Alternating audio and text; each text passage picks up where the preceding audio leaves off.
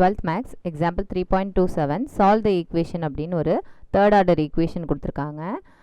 அது எல்லாத்தையுமே நம்ம ஒரு சைடு லெஃப்ட் ஹேண்ட் சைடு கொண்டு வந்து எப்பவும் போல் வச்சுக்கலாம்.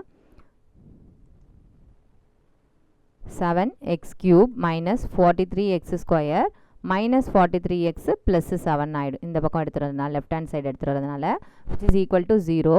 நம்ம நார்மலாக ட்ரையல் அண்ட் எரர் மெத்தட் படி 1 -1 இதெல்லாம் சொல்யூஷனாக வருதாங்கிறது பார்க்கலாம். 1ங்கிறது சொல்யூஷனாக வருதான்னு செக் பண்ணுறதுக்கு ஜஸ்ட் எல்லா கோஎஃபிஷியன்ஸையும் ஆட் பண்ணுங்கள், ஈக்குவல் டு 0 வருதான்னு பார்க்கலாம். ஸோ 7 - 43ன்னு இருக்குது, இங்கே -43 + 7 அப்படிங்கும்போது இதுலேயே ஒரு மைனஸ் நம்பர் வருது, இதுலேயே ஒரு மைனஸில் ஆன்சர் வருது. ஓகேவா, ரெண்டுத்தையும் ஆட் பண்ணாலும் நம்மளுக்கு 0 வரப்போகிறது இல்லை. So 1 is not a solution. -1ங்கிறது சொல்யூஷனாக வருதான்னு பார்க்கலாம். ஸோ ஆட் நம்பர் கோஎஃபிஷியன்ட்டை ஆட் பண்ணுங்கள், அது வந்து ஈவன் நம்பர் கோஎஃபிஷியன்ட்டோட ஈக்குவலாக வருதான்னு பார்க்கலாம். ஆமாம், ஈக்குவலாக வருது. அதே நம்பர்ஸ் வித் சேம் சைனு ஈக்குவல்ட்டில் இருக்குது, அப்போ சேம் ஆன்சர் தான் வரும். ஸோ நம்ம என்ன எழுதலாம், அப்படி கன்க்ளூஷன் எழுதிக்கலாமான்னா sum of odd coefficients is equal to sum of even coefficients. Therefore -1ங்கிறது சப்ஸ்டியூஷன் பண்ணுறதுனால தானே இந்த மாதிரி வருது நம்மளுக்கு. அப்போ நம்ம என்ன செஞ்சுக்கலாம், x + 1 இஸ் அ ஃபேக்டர்னு எழுதிக்கலாம். ஓகேவா, x இஸ் ஈக்குவல் டு -1ங்கிறதுனால இந்த ஆன்சர், இந்த -1 இந்த பக்கமாக எடுத்துகிட்டு வந்து எழுதிட்டோம்னா நம்மளுக்கு அது ஃபேக்டராக மாறிடும். ஓகேவா, x + 1 இஸ் அ ஃபேக்டர். ஓகேவா, நெக்ஸ்ட்டு இந்த கொஷினில் இது வந்து தேர்ட் ஆர்டர் ஈக்குவேஷன், 3 சொல்யூஷன்ஸு, அதில் ஒரு சொல்யூஷன் கண்டுபிடிச்சாச்சு, மீது 2 சொல்யூஷன் கண்டுபிடிக்கணும். 2 சொல்யூஷன் கண்டுபிடிக்கணும், நம்மளுக்கு என்ன, அந்த செகண்ட் ஆர்டர் ஈக்குவேஷன் வேணும் இல்லையா. அந்த செகண்ட் ஆர்டர் ஈக்குவேஷன் கண்டுபிடிக்கிறதுக்காக நம்ம என்ன செய்கிறோம், இந்த கொடுத்துருக்காங்களே அந்த ஈக்குவேஷனில் உள்ள கோஎஃபிஷியன்ஸ்லாம் எடுத்து இந்த மாதிரி சிந்தட்டிக் டிவிஷனில் நம்ம எழுதிக்கிறோம். அப்படி எழுதிட்டோம்னா நம்ம என்ன ஆகிடும், அடுத்த 1 டிகிரி குறைச்ச ஒரு ஈக்குவேஷன் நம்மளுக்கு கிடைக்கும். ஓகேவா, x + 1 இஸ் அ ஃபேக்டருங்கும் போது அது -1 இங்கே சப்ஸ்டியூஷன் பண்ணுறோம், x is equal to -1 substitution பண்ணுறோம். ஃபஸ்ட்டு பொசிஷனில் எப்போவுமே 0. நெக்ஸ்ட் என்னது, 7 + 0 7.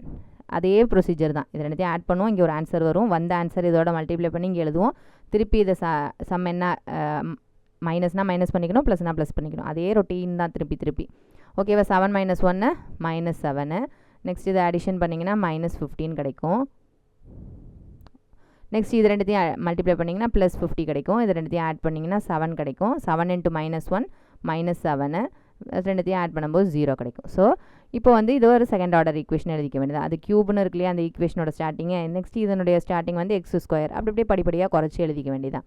So 7x² - 50x + 7 = 0.